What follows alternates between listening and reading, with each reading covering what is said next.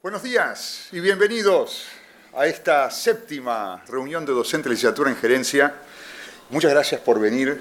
Creo que el continuar con la tradición de estar hablando de distintos temas que nos preocupan en relación al proceso de enseñanza de aprendizaje es una cosa que vale la pena. Tanto aquí lo que vamos a hacer entre nosotros hoy, más la posibilidad que tienen todos los demás de verlo por video a través del sitio web en aulas. Creo que cuando yo hablo con ustedes en los corredores, en las reuniones de las cátedras, siempre es bueno poder referirse a este tipo de materiales. A ver, estuve buceando un poco qué fue lo que tocamos sobre los temas que queremos hablar hoy en reuniones anteriores. Y resulta que me encontré que en agosto de 2015 estuvimos hablando de esta secuencia, que me parece una secuencia que sigue siendo válida, o por lo menos Liliana no me la ha vetado, ¿no? Que es, en primer lugar, fijarse en, y estoy copiando aquí lo que escribí en agosto de 2015, que ahora he aprendido que no debería haberlo escrito así, pero ya lo veremos, objetivos de aprendizaje, que ahora le vamos a llamar, a partir de ahora, resultados de aprendizaje. Pero lo primero es identificar qué es lo que queremos que el estudiante obtenga como resultado de la actividad. Después ir para atrás y ver cómo vamos a evaluar la adquisición de esos conocimientos, habilidades, lo que fuere. Después le vamos a poner los contenidos y finalmente pensamos en cómo vamos a hacer para que los estudiantes aprendan lo que queremos que aprendan.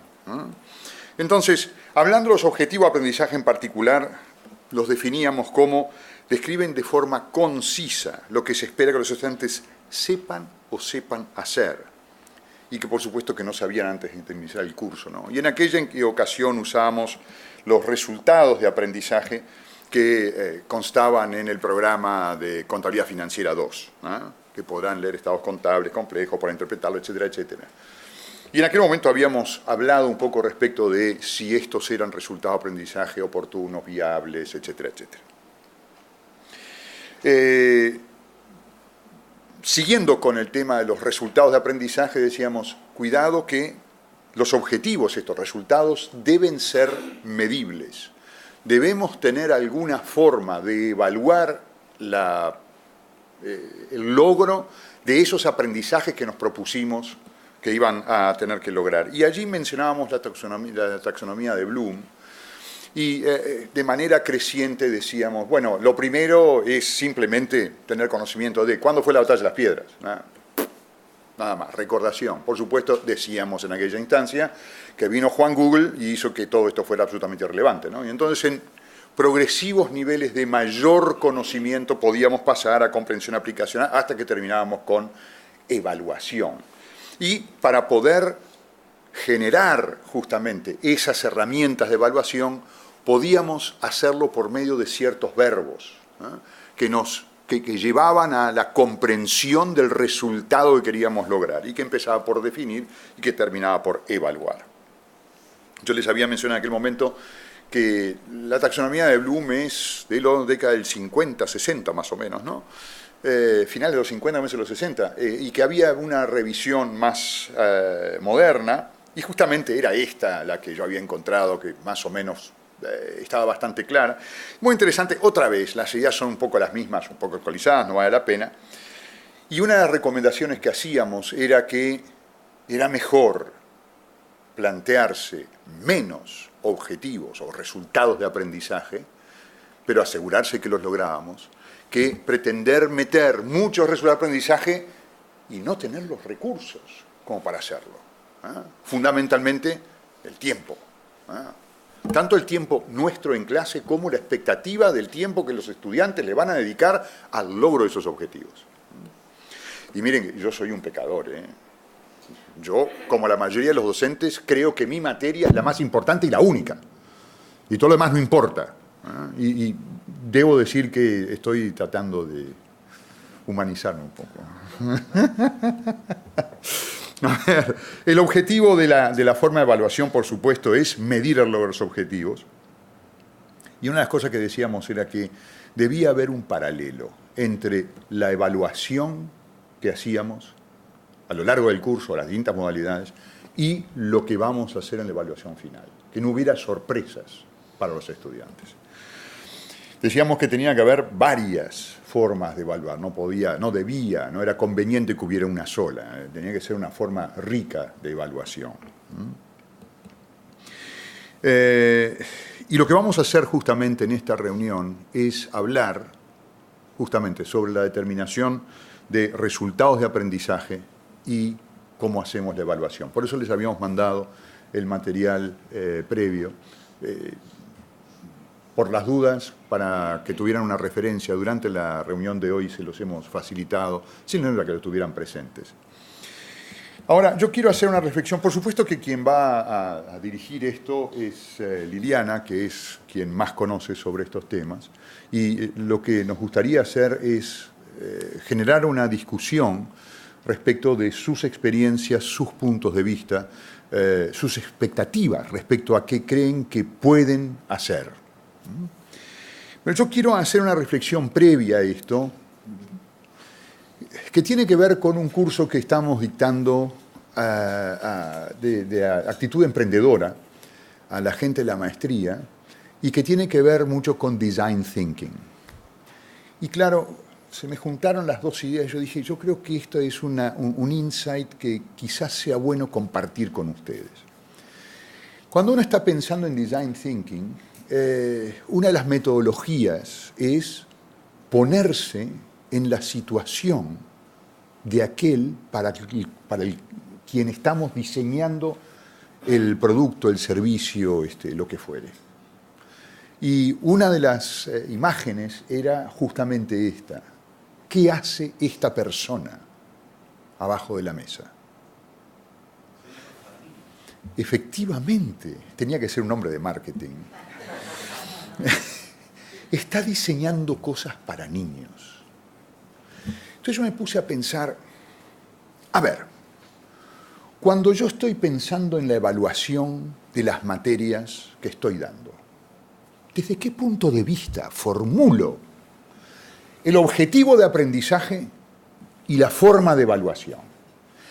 Y miren que voy a referirme a estrategia de implantación, que tiene dos obligatorios, que es la evaluación más importante, que de algún modo es un poco amedrentadora. ¿Por qué? Porque resulta que viene un empresario, ¿no?, cuenta cosas sobre su empresa, problemáticas, los estudiantes les hacen preguntas, van a la empresa, hablan con la gente de la empresa, no tienen una guía, no les digo, ustedes tienen que analizar los problemas del flujo de caja de esta empresa. No. Les digo, señoras, identifiquen problemas y escriban sobre el problema que quieran. Y yo dije, esto está bárbaro, esto es fantástico. Esta semana traté de empatizar con los estudiantes, de ponerme abajo de la mesa. Y de alguna manera sentí que prácticamente me estaban poniendo frente a un acantilado. Me estaban diciendo, este hijo de perra me dice, no sé de lo que vas a hablar, no sé qué te vas a encontrar, dale. Una sensación de vacío. Entonces recordé las palabras de Liliana y me dijo, pero tenés que acompañarlos en el proceso, tenés que ponerle más claro qué es lo que ellos pueden esperar que pase. Es decir, quitarles aquella sensación de angustia, de vacío. ¿A dónde me está llevando este hombre? Entonces, yo creo que tratar de lograr la empatía con los estudiantes en relación a la evaluación es algo muy importante. Y es un esfuerzo que yo creo que puede redundar notablemente no solo en el mayor aprendizaje de los estudiantes y que los estudiantes tengan no solamente una mejor experiencia a lo largo del curso, sino también que logren más aprendizajes. Creo que además, nosotros como docentes, nos vamos a ver obligados a mejorar los objetivos de aprendizaje, a tenerlos más claros, a tener más claros la forma en que los vamos a evaluar y por consiguiente todos los demás. Es decir, cuáles van a ser los contenidos, cuáles van a ser las metodologías, etcétera, etcétera. Que yo creo que puede redundar en que nosotros tengamos una mayor conciencia de lo que vamos a hacer y que tengamos una mayor empatía con los estudiantes. ¿Sí? Espero haberles vendido la idea. Y miren, ¿por qué les digo vender la idea? No es negativo esto. He aprovechado estos días para hablar con algunos docentes respecto de la temática que vamos a tratar hoy. Y en algunas instancias recibí, particularmente gente que se ha metido en estos temas de evaluación, me dijo, pero mirá que es muy difícil. Sí, es posible que sea difícil. ¿Por qué? Porque tenemos que salir de nuestra zona de confort. ¿Qué es lo que les pedimos a nuestros estudiantes que hagan? Por cierto, tenemos que nosotros animarnos a salir de la zona de confort, ponernos nerviosos, sentir la angustia, sentir el vahido del estudiante cuando se enfrenta a una evaluación que en realidad quizás no le hemos contado con precisión qué es a lo que se enfrenta y cuál es el proceso que va a hacer para poder realizar la evaluación. ¿Recuerdan una cosa? Yo les había dicho en alguna otra charla que tenemos que prever en el proceso de aprendizaje la ocasión del error, de meter la pata. Y en ese sentido, los dos obligatorios que tenemos en el régimen de implantación son justamente esto. El primer obligatorio es para aprender, para meter la pata, y si meten la pata no tiene consecuencias. Cosa que muchas veces no te creen demasiado, pero una vez que pasa, dicen, bueno, sí, tenía verdad, el trabajo fue malo, me pintó la cara de dedos, pero no me castigó en la nota, o no me castigó severamente, de manera que ya perdí la oportunidad de aprobar el curso. Pero miren que esto es un ejercicio de reflexión muy importante para comprender mejor qué es lo que pasa al estudiante y tenemos que estar dispuestos a justamente sentir lo que los estudiantes sienten para mejorar lo que vamos a hacer. Y también les digo una cosa, yo me imagino que esto va a pasar. Esto no es un evento. Esto no es una cosa que yo me siento, lo escribo, lo hago, se terminó y lo doy por terminado. Esto es un proceso. Y un proceso que probablemente lleve tiempo. 2, 3, 6, 10 semestres, no lo sé. Pero creo que lo que sí tenemos que hacer es continuar con el esfuerzo. Seguir siempre pensando, mejorar, cómo podemos hacer para mejorar los resultados de aprendizaje, la forma de evaluar, etcétera, etcétera, todo el proceso. Se me ocurrió mandarles estas notas para un poco para que ustedes lo tengan presente. Yo creo que por lo que yo diga acá no va a haber ningún cambio, sino que simplemente espero motivarlos para que puedan leer detenidamente lo que dice acá al momento de repensar el programa de los cursos. Para complementar y precisar un poco lo que decía Enrique, y para no... A ver, la tendencia que tenemos los docentes es a creer, como lo decíamos recién, que nuestro curso, nuestra asignatura, disciplina, es muy importante. Entonces, tendemos a aumentar la cantidad de temas que los estudiantes deberían saber para poder desempeñarse profesionalmente con calidad.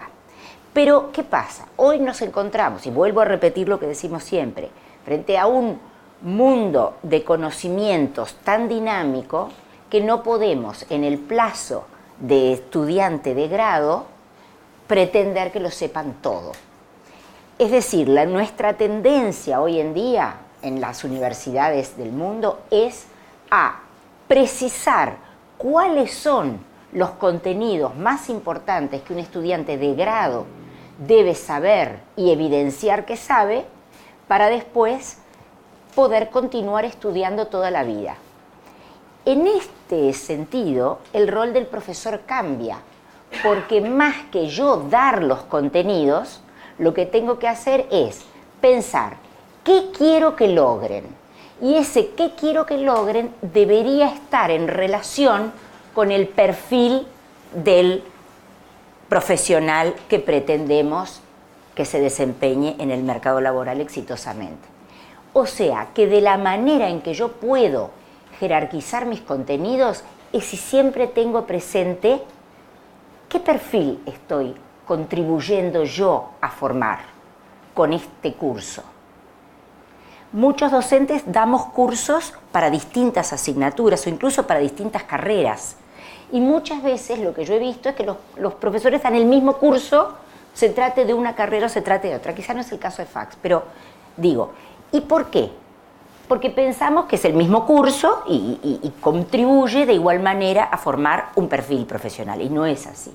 Entonces, sentémonos a pensar, y si es posible hacerlo con otro o con otros, muchísimo mejor, porque sabemos que en ese diálogo y en esa comunicación con más de uno, que con mi sola cabecita, voy a poder discutir y analizar más provechosamente el resultado de aprendizaje. No es una cuestión semántica decir objetivos o resultados, y yo no quiero entrar en esos temas. Si sabemos lo que queremos, tanto me da que digan objetivos o resultados de aprendizaje, pero cuando uno se plantea objetivos es lo que yo quiero hacer, y cuando estamos hablando de resultados de aprendizaje es lo que los estudiantes van a lograr a través de mi contribución como profesor.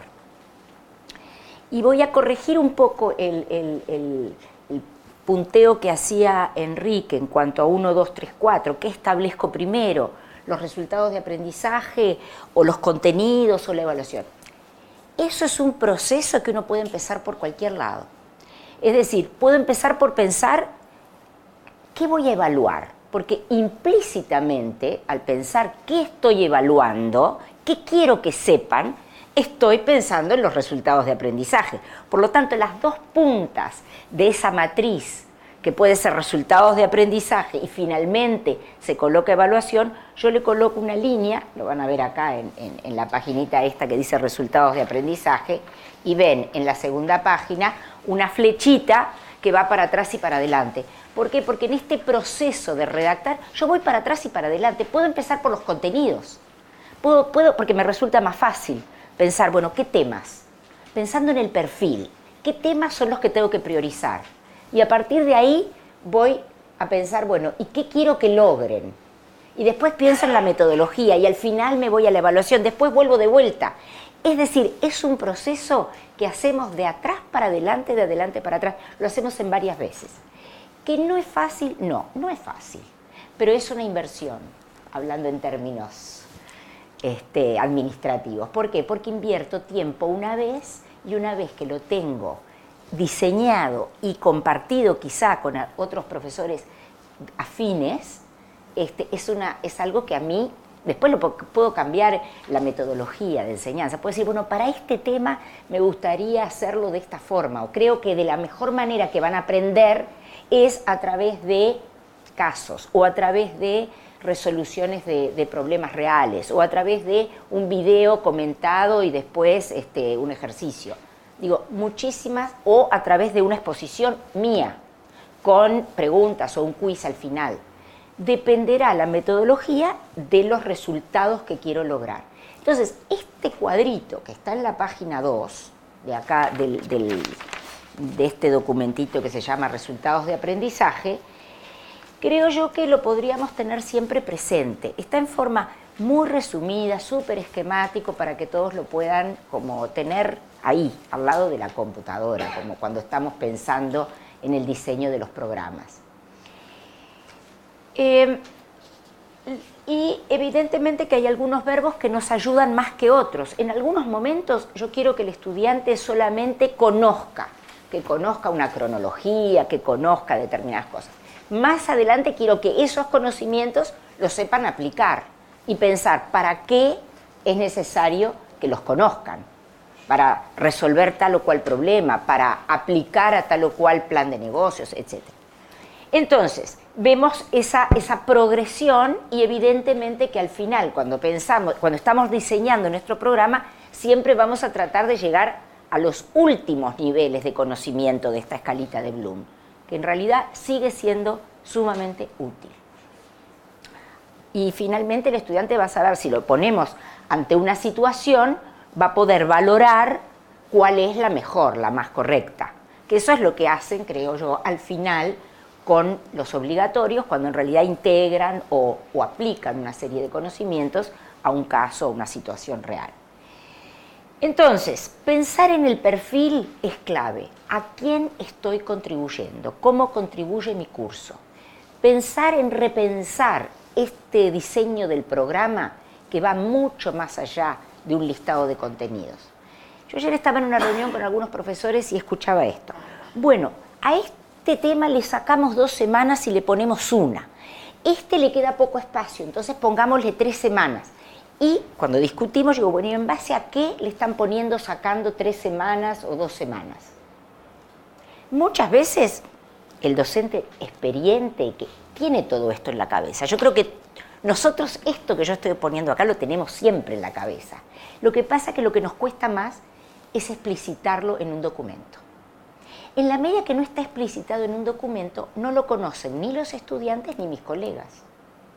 Y cuanto más conozcan los estudiantes de lo que yo espero que logren, de cómo los voy a evaluar y de cómo voy a enseñar y para que ellos aprendan, mucho más fácil se desarrolla el proceso de enseñanza y aprendizaje, mucho más fácil. Digo, están las cosas puestas sobre la mesa, están... Y el otro gran tema es cuando ya nos dirigimos a la evaluación, porque la evaluación requiere definir determinados criterios. ¿Sobre qué voy a evaluar? Es cierto, voy a evaluar sobre los resultados de aprendizaje que me propuse, pero ¿cómo voy a definir si son 70 puntos, 75, o si un grupo de preguntas tiene, a esta le doy 5 puntos, a esta le doy 2? ¿En base a qué? Lo hago en base a la experiencia, etc. Pero digo, cuando el estudiante me viene a reclamar, ¿por qué yo saqué tal? ¿Qué tengo para explicarle? Si establecemos los criterios de evaluación, creo yo que vamos a estar mucho más seguros nosotros de lo que realmente estamos evaluando. Y por eso, en este segundo documento, Evaluación del Aprendizaje, yo ahí, en la página 3, van a ver unos criterios, ¿no? Para un ejemplo sencillo. Entonces, para un resultado de aprendizaje que es elabora un ensayo, de acuerdo a criterios establecidos. Establezco los criterios que están en la primera columna, por ejemplo, para escribir un ensayo, ¿qué es lo que yo quiero que ellos escriban? Bueno, que introduzcan, que hagan un desarrollo de ideas, está bien sencillito para que todos lo podamos entender el ejemplo. Que formulen conclusiones, que tengan un lenguaje claro y correcto y un uso adecuado de citas y referencias bibliográficas. Vamos a suponer que esos son los criterios para este resultado de aprendizaje, que es elaborar un ensayo. Voy a establecer algunos indicadores para esos criterios, de tal manera que me resulte más fácil la evaluación. Entonces, cuando yo digo introduce presentando los datos, si yo quedo solo en el criterio y le explicito al estudiante solo el criterio y no establezco la graduación o lo que espero de esos criterios, queda muy subjetivo. Entonces, si yo indico que el criterio especifica que el ensayo trata sobre el tema X, precisa el objetivo que pretende alcanzar, convencer, informar, argumentar, precisa los aspectos centrales del tema, establece para quién y para qué es importante el ensayo. Ahí estamos guiando al estudiante. Un poco referido a lo que decía Enrique y a lo que habíamos estado conversando, creo yo que en este proceso de cuando los estudiantes, no estoy hablando de los posgrados, estoy hablando del estudiante de grado, hay que guiarlo. Un poco por lo que ya habíamos hablado, ¿se acuerdan ustedes cuando hablamos de los millennials y de los jóvenes que tenemos hoy en día? Bueno, son lo que son. Y algunas cosas tienen debilidades frente a nosotras y en otros tienen muchas más fortalezas que lo que nosotros teníamos a la edad de ellos. Entonces, guiarlos no quiere decir ser paternalista y llevarlos de la manito y decirles dónde está todo lo que tienen que hacer, sino explicitar criterios, explicitar hasta dónde espero que lleguen. Tratar de que en la metodología de enseñanza usemos cada vez más la guía para que ellos busquen información. porque eso es lo que van a tener que seguir haciendo a lo largo de toda la vida. Aprender a buscar información relevante, saber dónde está. Van a tener que hacerlo como lo hacemos todos nosotros permanentemente. Cuando algo no sabemos, vamos a googlear, consultamos con docentes, consultamos en redes. Eso es lo que le tenemos que enseñar, más que contenidos que pueden cambiar, pueden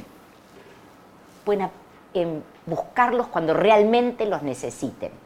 Y vuelvo otra vez a los resultados de aprendizaje. Ahí. ¿Por qué voy a hacer un listado enorme de temas que quiero dar porque están en el programa?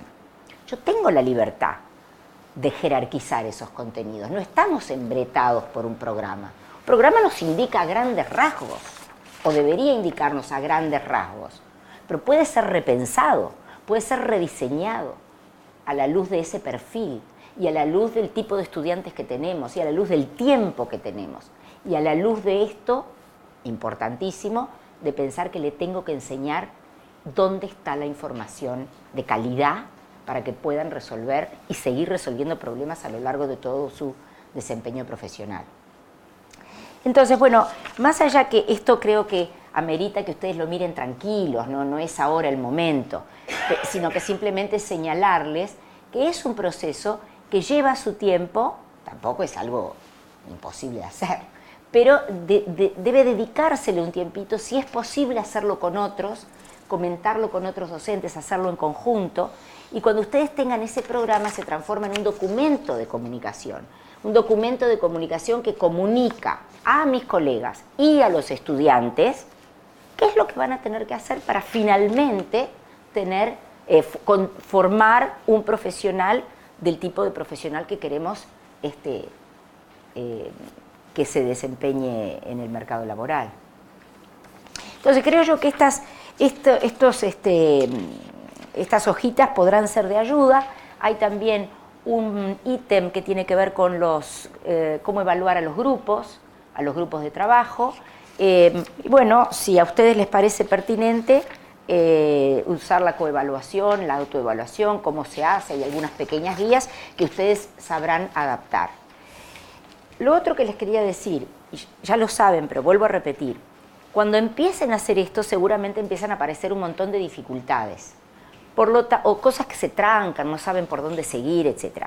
Recurran a nosotros, para eso estamos. Puede ser en grupo, 2, 3, o uno solo que venga, mirá, estoy haciendo esto y no sé para dónde, cómo seguir, ayúdame. Y yo vengo, no tengo ningún inconveniente, nos juntamos a una hora determinada, vemos y lo revisamos, y creo que es un proceso lento, pero que bueno, que podemos finalmente lograr algo que sea muy coherente entre el profesional que queremos sacar de la licenciatura. También les quiero comentar que hemos mejorado y cambiado totalmente la página del CAES. Si ustedes entran en caes.org.edu.uy, van a encontrar en ese menú, herramientas para la docencia, van a encontrar una cantidad de temas, desde enseñanza y aprendizaje, van a encontrar evaluación, van a encontrar en el ítem que dice dinámicas y técnicas, van a encontrar una cantidad de dinámicas y técnicas de enseñanza para poder utilizar de manera simple y sencilla. Creo que, bueno, que estamos perfilando a eso, que los docentes tengan un menú herramental que les permita todos los temas que hemos considerado y que nos han indicado como prioritarios, poder hacer que ustedes tengan un lugar donde recurrir, y cualquier duda, cualquier consulta, por supuesto que estamos siempre para apoyarlos. Yo hago algo parecido a lo que Liliana describió en el establecimiento de criterios para el obligatorio, lo que es muy bueno para los estudiantes. Yo no tengo tan bien desarrollado los indicadores, ahora me doy cuenta que debería desarrollarlo más, pero sí los criterios y alguna indicación de qué es lo que espero. Y lo que hago es esta grilla, o sea, hacer una preentrega del obligatorio y esta grilla devolvérsela a los estudiantes con mis comentarios, ¿no? Todo por internet. Ellos saben que yo tengo una copia de esto, ¿no? Se hace como un contrato. Y es algo que ellos jerarquizan mucho en la evaluación que hacen del curso, durante el curso, porque ese feedback les permite afirmar conocimientos y orientarse claramente en lo obligatorio. Liliana, ¿algún comentario? No, sí, hemos trabajado con Marcos y bueno, es todo un proceso, porque tampoco se trata de que de una ustedes logren todo. Con Marcos trabajamos los criterios, o hablamos, y ahora es el segundo paso establecer indicadores para esos criterios. Digo, no tenemos por qué querer o pretender todo de una vez, si es que no nos da el tiempo, todavía no tenemos la cosa muy clara. Pero el programa es algo vivo, es algo que se va repensando y se va mejorando. Y sí, por el feedback que tengo de otros profesores, les ha facilitado la vida el tener establecidos criterios de evaluación, y facilita mucho a los estudiantes. Los estudiantes al principio quizá se resistan a nuevas formas de enseñanza, porque esperan, ya sabemos todos, que lo que él espera o ella espera es sentarse y que tomar apuntes, y bueno, espero que eso es lo que sea lo que me pregunte en el parcial, y bueno, así no es la forma que estamos pretendiendo formar a los profesionales del futuro, porque después van a tener que ir a aprender realmente cuando estén en el campo de batalla. Entonces es preferible que aprendan acá, que se equivoquen acá, que ensayen y entrenen acá. Y si nosotros explicitamos los programas de esta manera a los estudiantes, también los estamos ayudando mucho a madurar. Si una de las cuestiones que pensamos es que no tienen la misma madurez que nosotros teníamos, todo entre comillas, que nosotros teníamos a la edad de ellos. Entonces también les estamos mostrando que mi rol también es el de planificar la enseñanza, que yo tengo un faro que me guía, que yo sé a dónde quiero que ellos lleguen y que estoy haciendo esto para que ellos lo logren, no yo ya lo sé, ¿para qué voy a dar la clase de lo que ya sé? Entonces, digo... Permití una cosa. Uno de los temas que estuvimos hablando con Liliana y que buscando en la biografía encontrás es que cuando nos metemos en estas avenidas, uno de los riesgos es que las evaluaciones nos lleven un gran trabajo, mucho esfuerzo. Y por supuesto, esto no es infinito, los recursos que tenemos para corregir no son infinitos. Por eso aparecen también en los artículos que nos dio Liliana dos formas de evaluación, la autoevaluación y la coevaluación. Yo sé que estos son temas un poco más contingentes o complicados de manejar, etcétera, pero no querría dejar de mencionar que puede ser una experiencia muy interesante, quizás no tanto para nosotros como docentes, pero sí para el estudiante, incitarlo a autoevaluarse, que se evalúe con honestidad intelectual. El encuentro con uno mismo a veces es un encuentro muy duro. Y el otro, evaluar a sus colegas. ¿Por qué? No por el ejercicio sadomasoquista de evaluar al compañero, sino fundamentalmente porque lo que hace es funcionar como un espejo. Es decir, yo creo que esto es bueno o esto es malo, y entonces la pregunta es, ¿y qué hago yo? Si yo comparo esto, que lo evalúo con una emocionalidad muy distinta a lo que hago cuando evalúo el trabajo propio.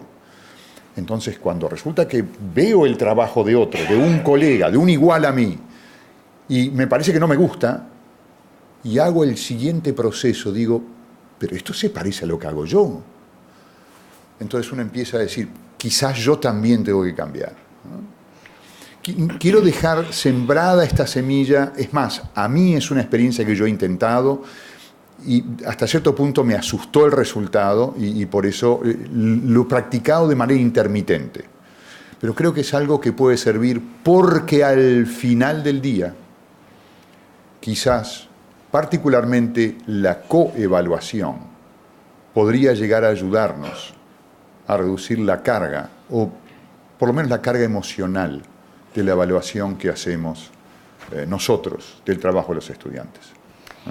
Para agregar algo a lo que dice Enrique, tanto la autoevaluación como la coevaluación también deben tener explicitados los criterios para que no sea subjetiva, porque en ese caso es peor el remedio que la enfermedad. Digo, si el profesor corrige en forma subjetiva, bueno, el profesor es quien sabe. Entonces, por lo menos está basándose en un conocer, en un saber que él tiene. Pero si le damos a un estudiante que corrija el trabajo de otro sin determinados criterios, es decir, le tenemos que decir qué es lo que debe fijarse. Supongamos el mismo ejemplo ese que está ahí en el ensayo, bueno, si va a corregir el trabajo de otro, tiene que ver si se cumplen o no se cumplen esos criterios y en qué grado se cumplen después. Pero esto tiene que ver con la evaluación formativa, que no es para calificar y para poner una nota, sino que es para que durante el proceso vaya aprendiendo este manejo. También ayuda a la madurez y a la responsabilidad el tener que evaluar a otro y argumentar por qué. Se puede hacer fácilmente empezar para hacerlo con, por ejemplo, temas como comunicación o algún otro tema que ustedes quieran revisar, a ver cómo se comunican en forma oral o escrita, sobre todo en materias típicas de una licenciatura como la de ustedes. Norma. Sí, me estaba cuestionando si en materias de los últimos años parte de nuestros objetivos no está en posicionarlo en situaciones profesionales en las que tengan que explorar y por tanto no esté tan claro qué es lo que tienen que ir a buscar, ¿no? Si estamos pensando en estudiantes del 7º semestre que están por salir al ámbito profesional, a ser profesionales independientes, si muchas veces no van a tener que estar en situaciones sin guía, Exacto. sin orientación. Entonces, me cuestionaba hasta qué punto en todas las consignas tenemos que orientarlos hacia qué es lo que tienen que buscar. Obviamente el gran paraguas de la temática siempre está presente, pero sí necesariamente debemos en todas las consignas orientarlos hacia dónde van. Es un proceso gradual, ¿verdad?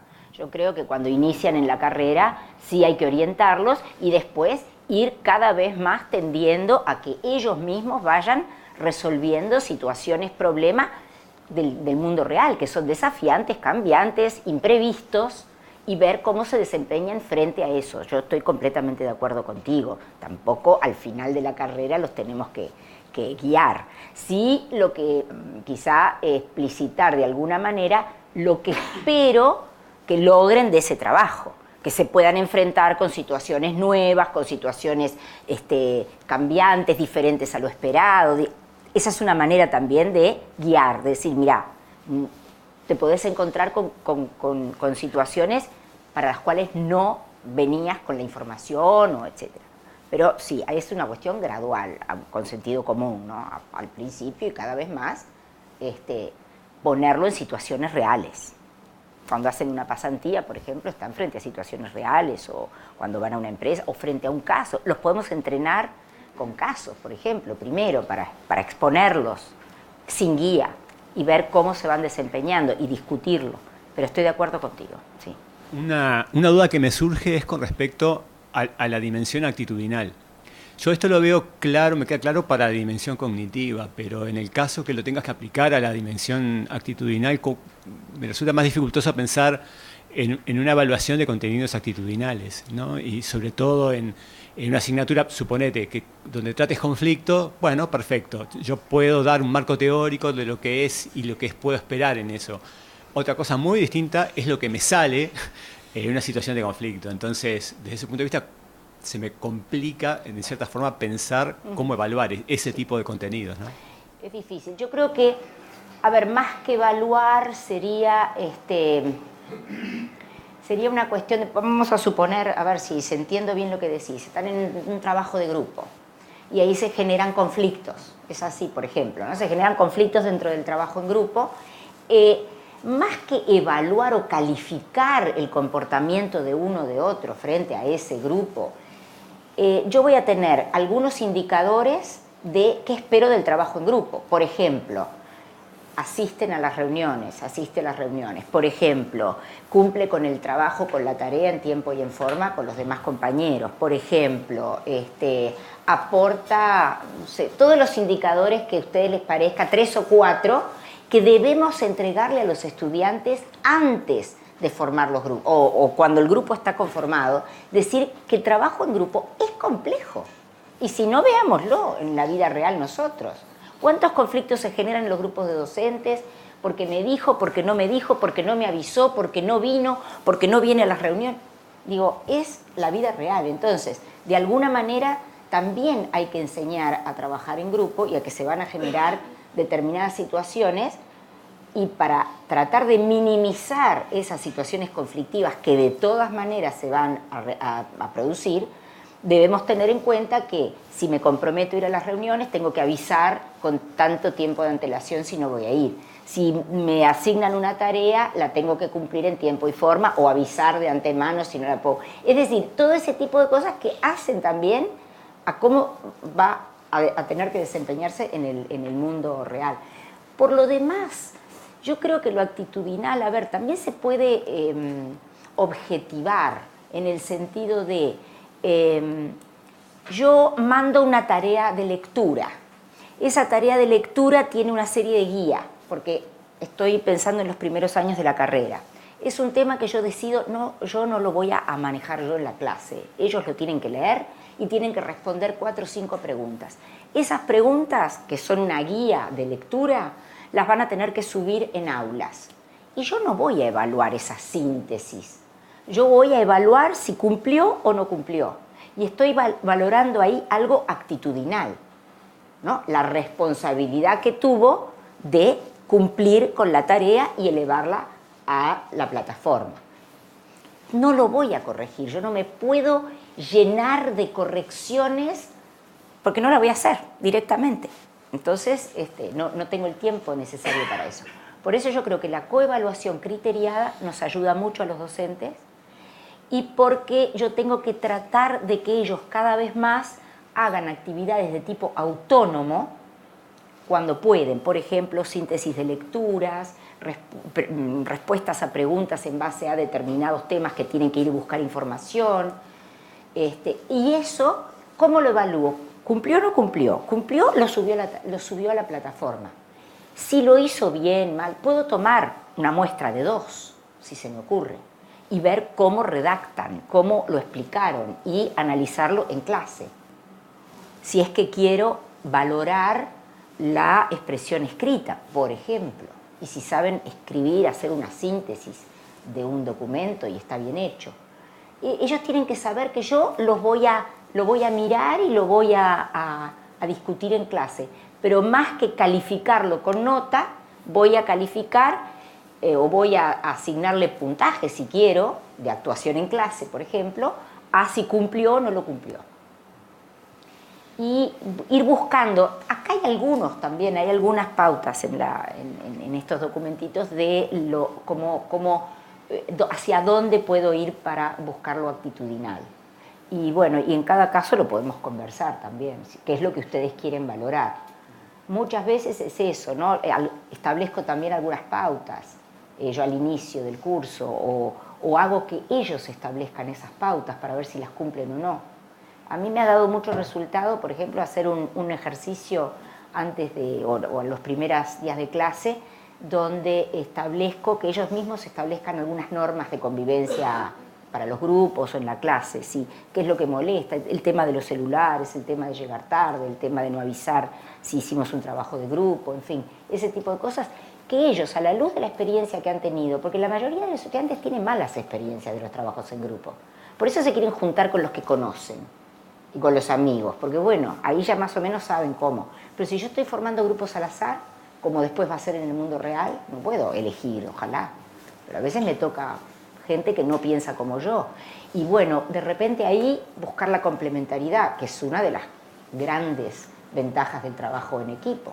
No es como yo, pero bueno, si le logro ver cuál es la complementariedad que tiene conmigo, y los dos sabemos que yo soy muy analítico y no sé qué, y el otro es muy disperso, pero busca información y es interesante para... Bueno, ahí si estás claro, nos podemos complementar. No espero del otro lo que no puede dar, y el otro tampoco de mí. Todo el trabajo de grupo es un tema también. En el material que tengo sobre el CAES, que hay también tenemos algunas pautas de trabajo de grupo y algunas grillas o listas de cotejo para la coevaluación o para la evaluación del trabajo de grupo. Hola, Daniel Goldman, docente de innovación. A mí me gustaría agregar algo que yo hago, que creo que tiene mucho que ver con los millennials, que a mí me parece que tienen mucho más poder de autocrítica que nosotros, son muchísimo más autodidactas que nosotros, saben llegar a la información muchísimo mejor que nosotros, pero les falta entender la guía de a qué información llegar. Y ahí complemento a lo que vos decís, de que a mí me funciona muy bien pedirles a ellos que me digan cuáles van a ser los indicadores de evaluación. ¿Qué pretenden aprender? Al principio ninguno, no me he encontrado ninguna vez con que ni siquiera mi curso, que es gestión de la innovación, ellos ni siquiera saben cuáles son sus expectativas del curso.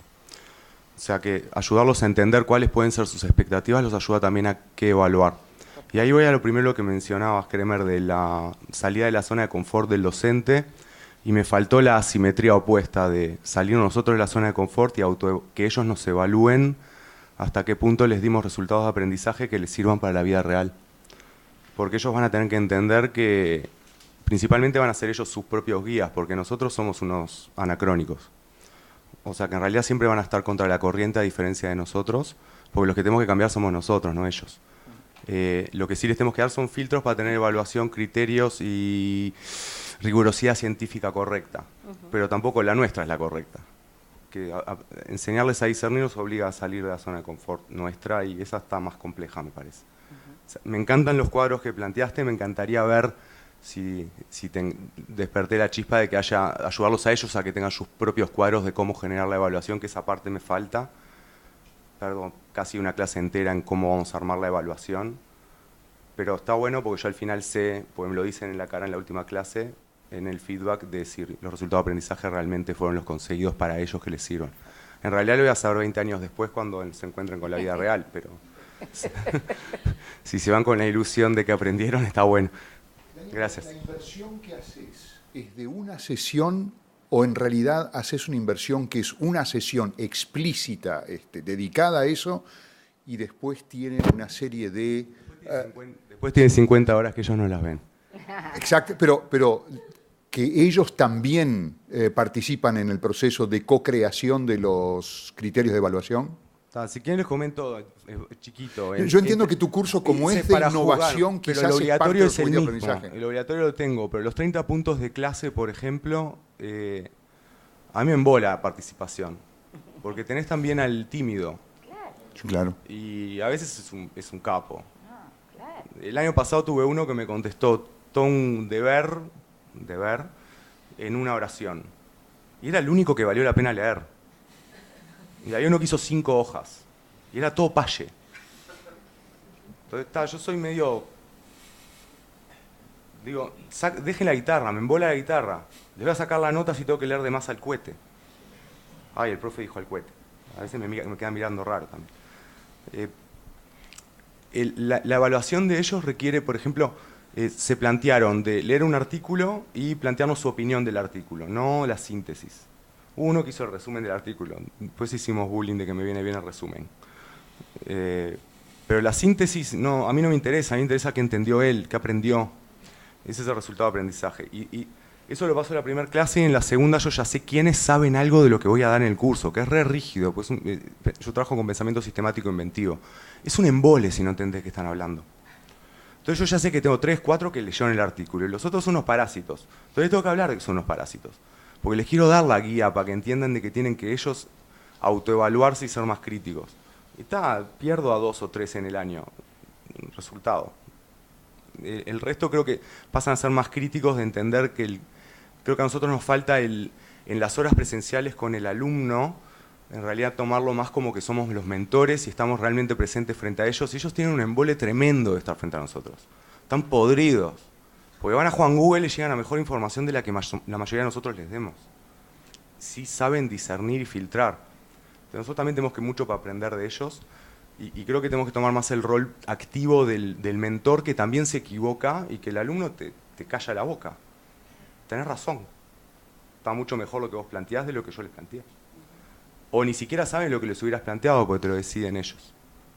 a mí me ha resultado que tienen criterios de evaluación mucho más estrictos y con indicadores mucho más profundos de los que yo me plantearía para ellos.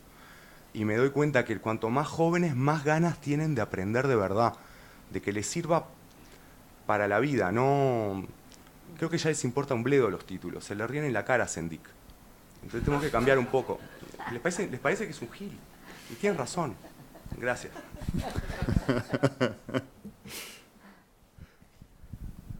Bueno, buenos días. Nada, yo hice, en el CAES hice el curso de evaluación, no me acuerdo cómo se llama, y la verdad que me sirvió mucho, está muy bueno, y me sirvió para generar nuevas actividades. Por ejemplo, voy a contar una bien simple.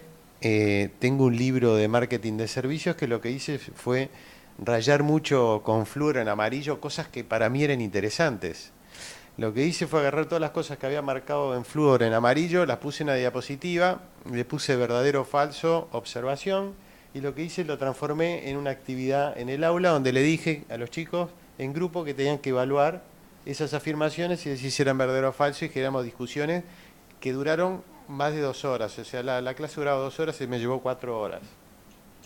Tengo diapositivas, por ejemplo, que compartimos con Bayak, por ejemplo, una diapositiva de lo que son criterios efectivos de una buena segmentación. Entonces ellos hacen una segmentación, volvemos, ponemos la diapositiva y le decimos evalúe lo que hizo el muchacho o el grupo, y todos tienen que evaluar con los criterios. Tenemos criterios de lo que es un buen insight, las 5 cosas que es un buen insight, hacemos una actividad y después se habla. Yo lo que aprendí con esto, y quiero decir, es que transformé la evaluación. Para mí la evaluación era 70, 80, 20, 42, salva, no salva. Y lo que yo ahora me di cuenta es que eso a mí no me importa, lo que generé con esto son actividades donde lo que hacen los muchachos es aprender. Nada, quería comentar eso. ¿Y esas actividades que haces de aprender, las incluís al final en la nota que les pones o no? Son actividades en el aula que hacemos. De todas maneras tienen un parcial, después ellos hacen las... Claro, por ejemplo, en el parcial, no en el parcial, en marketing estratégico, en la mitad tienen que hacer una presentación sobre el obligatorio. Les damos 10 minutos a cada uno. Y lo que hacemos lo mismo, le pedimos a todo el grupo que evalúe la presentación. Yo no evalúo nada, ya ahora cambié, yo cambié, digo, ahora estoy como Bolonia 2020, lo mío es 10%, 90% de los alumnos, que es lo que hay que hacer, ese es hacia dónde vamos, ¿no? Que ellos sean los evaluadores. ¿Por qué tengo que opinar yo? Que opinen ellos. Claro, pero vos preparaste, el rol tuyo ahí es el haber elaborado una serie de dispositivos que permiten que ellos aprendan, ese Claro. es el rol. Sí, como dicen ustedes, el rol del docente está cambiando. Soy Magdalena Pereira y yo doy el taller de negociación y comunicación interpersonal, y como es una especie de laboratorio, me permito, y gracias a la libertad que me dan, de probar distintas herramientas, justamente para lograr la mayor empatía posible con los chicos. Y en esto de ir formando equipos también entre los docentes, intercambiando herramientas, una que es la que tú comentabas, primer día manejo de expectativas y después los objetivos. Y que esa agenda que se construye juntos está ahí. Y que siempre puede ser incrementada por ellos mismos.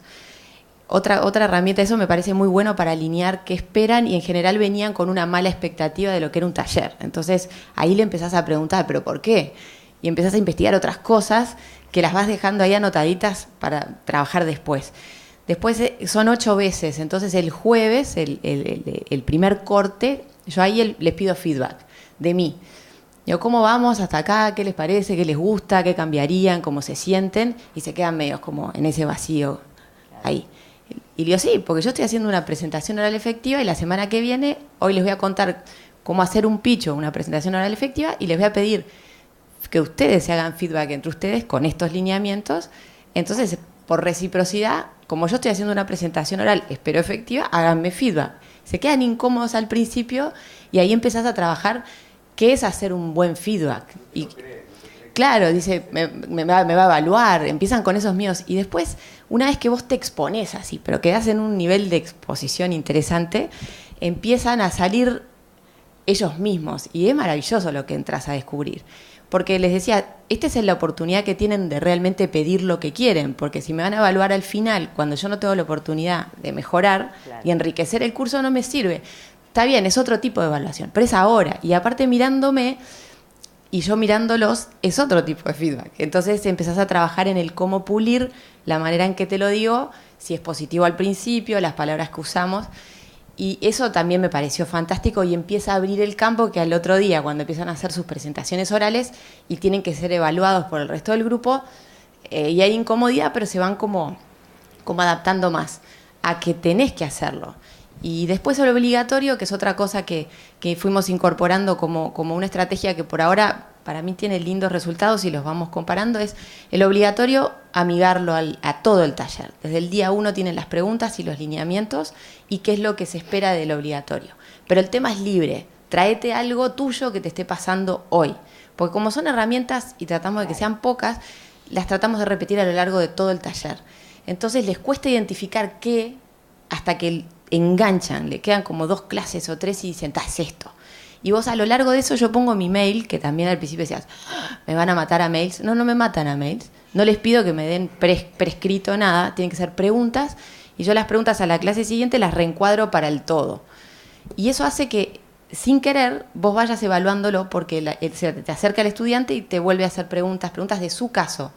Y lo volvés a poner en el pizarrón y los casos que surgen son problemas de equipo de trabajo, problemas de relacionamiento de cómo pedir cosas con Bedelía, que está buenísimo porque vas viéndolo, bueno, y lo tratamos en clase, desde comunicación con los padres, cómo hacer con el novio, si me voy o no de pasantía o de año, todas las cosas que le pasan todos los días, y en definitiva va generando un vínculo distinto con el estudiante y un feedback constante. Entonces al final reaparece, y sobre todo en la presentación efectiva, otro estudiante que estaba escondido ahí atrás, que te enteras de lo que hace voluntariados, que tiene emprendimientos, que hace kitesurf, y todos los demás lo miran como que lo redescubren. Así que entre las dinámicas que buscan eso, en realidad son 2 o 3 herramientas que se repiten y repiten y repiten. El contenido trata de ser bien vivencial y académico muy poco, porque en realidad lo que yo más valoro o evalúo es cómo se comportan a lo largo de las 8 veces y cómo van creciendo para el taller que está afuera, que no es ese. Laboratorio es solo para practicar y equivocarse. Y para mí por ahora y en el intercambio con los demás docentes está siendo efectivo. Igualmente todo el tiempo cambiándolo y revisándolo. Y ellos te nutren con mucha información, videos, ejercicios. Tienen mucho para dar. Los millennials son unos cracks. Yo aplaudo eso. Gracias. Magdalena, por supuesto, es brillante, vendiendo todo este proceso, el esfuerzo, los logros. Yo acabo de tratar de generar un insight y yo digo, ¿cómo reacciona frente a toda esta oferta absolutamente seductora de oportunidades de encuentros personales, de aprendizaje y todo lo demás, un docente de matemáticas? Justo para el de matemáticas es fácil. ¿Sí? ¿Por qué? Pará. Micrófono, un segundo. A ver, Daniel acaba de decir que esto es muy fácil. Yo ya no enseño matemática, pero en realidad tengo maestría en matemática y un doctorado que nunca publiqué. Pero Pitágoras es práctico, Arquímedes es práctico, todos los dioses persas son prácticos, dioses de la matemática, ¿sí? Álgebra es práctico, algoritma es práctico, todos se basan en experiencias prácticas. La paradoja de Zenón, si vas de a medio paso nunca vas a llegar a 1, dale, de ahí vienen las series de Fourier. Se puede práctico, o andá a explorar en la web, encontrar el mejor curso online de compartirlo con tus compañeros. O sea, hoy es re fácil. O sea, tienen MATLAB online. Yo tenía que entrar en un coso con servidores para usar MATLAB. Y nos tenían que enseñar MATLAB. Ahora hace solo MATLAB. Vos ponés los datos. Se mueve solo. ¿Entendés cómo se hace una pirámide? ¿Entendés matemática compleja viendo esferas? Hoy es fácil. Pero hay que empezar mucho antes que en la universidad. Estamos perdiéndolos a los 6 años. ¿Embolan? Bueno, Magdalena. Un segundo, no toques allí. Que lo maneja. Una aclaración de que me parece re complejo. O sea, fácil nada para mí, en el sentido de que lleva una energía gigante y un rediseño constante y una lectura muchísima. Y reconozco que, claro, para cada materia es recontra complejo ver cómo transito a lo más simple con contenidos mucho más complejos y que tenés una currícula que cumplir. Entonces, para mí, para el docente, eso requiere, yo por lo menos llego a casa a veces agotada, pero solamente porque estoy en el 100% de tratar de captar el interés. Es como una audiencia exigente. Y en esa seducción de la que hablas, Enrique, tiene que ver todo el tiempo de cómo hago para... Tampoco hay que hacer un stand-up y un entretenimiento continuo. Hay momentos que hay que... A ver, pero no es fácil. Hay algo, no vamos a negar que hay algo de histrionismo, ¿verdad? En una Sí, docencia pero está efectiva. basado también en millones de herramientas que estás todo el tiempo claro. revisando y mucho libro. Y a veces un feedback que me hicieron el otro día, que fue muy divertido, me dice, al principio lo que pensé, perdón la palabra que voy a expresar, me dice, yo había hecho un ejercicio con unos avioncitos, porque hago una analogía de hacer una presentación oral como si fuera un viaje en un avión. Entonces los hago con papel glacé, hacer un avioncito y después le pongo un lugar donde tienen que tratar de embocarle, ¿no? Para llevarlo a la escuela, pero en realidad es diseño de prototipo, mirar el de al lado, hacer un mejor avión posible que vuele, por lo menos, no que se escrache. Y uno me dijo, la verdad que al principio pensé que este ejercicio era una pelotudez. Y me quedé pensando hasta que terminaste los puntos de aprendizaje. Y después dije, de este avioncito no me voy a olvidar cuando dé una charla. Y tenía el avioncito hecho en la mano, que le había dicho el compañero cómo hacerlo, porque el de él no estaba bueno. Entonces hay que pasar por esa incomodidad, pero seguir buscando y explorando. Pero entiendo que el fácil puede surgir para alguien que hace mucho esfuerzo. Yo lo veo complejo, pero muy entretenido. Eso sí, muy divertido, enriquecedor para el docente y te genera una sensación de equipo con el todo, que al final el taller lo hacemos juntos, ¿no? Es eso. En la medida que ustedes tengan tiempo, enriquezcan estas... hemos colgado en la página del CAES experiencias de profesores, planificaciones que me han mandado. Yo les pido que si pueden, el día que tengan tiempo, nos las envíen, porque es una manera de generar un banco de buenas prácticas o de herramientas, como le queramos llamar, de dinámicas, lo que sea, que las podemos compartir. La página recién empezó, los profesores no la conocen, bueno, tampoco los podemos llenar a mails diciéndole cosas del CAES porque en realidad no es, nos van a matar, sino, pero bueno, si tienen tiempo, envíenlas, caes@orte y ya está, y ya las colgamos. Sería re bueno, es una forma de empezar a intercambiar entre nosotros, sin necesidad de foros ni de nada. Por ahora seamos así cautos. El que quiera nos envía y nosotros le damos la forma. Tampoco se preocupen mucho de la forma de redacción. Yo capto la idea, le damos la forma y lo subimos. Me parece interesantísimo que no se pierda todo esto, ¿no? Que se dice acá, pero después muchas cosas que hacemos los docentes no las escribimos. Y como no las escribimos, no salen a luz y no las podemos compartir con otros. O sea que un ratito que tengan algún día, buenísimo. En primer lugar, quiero agradecerle, por supuesto, a Liliana que haya venido hoy, pero desde ya le quiero agradecer la voluntad que tiene de colaborar con nosotros. Doy por descontado que muchos de ustedes van a recurrir a la ayuda que les pueda dar, al consejo que les pueda dar Liliana, el CAES en general. Y nosotros de la coordinación vamos a hacer un esfuerzo por empujar estas cosas. Quiero ser totalmente transparente. Creo que es una herramienta muy buena para ir progresando, mejorando, actualizándonos, yéndonos del siglo XX y nosotros, los inmigrantes, ahora hablo por mí, animarnos a ingresar al siglo XXI y responder a necesidades que tienen los estudiantes. Y por consiguiente va a haber más novedades para este boletín. Yo les agradezco muchísimo todas las inquietudes, los experimentos que están haciendo, el compartir estas cosas. Vamos a seguirlo haciendo. Esto demuestra que somos una comunidad académica sumamente vibrante. Pero como siempre, antes de irnos, quiero recordarles dos cosas. La primera cosa es esta frase de Néstor Gandelman, no a la baja. No a la baja en el nivel de exigencia.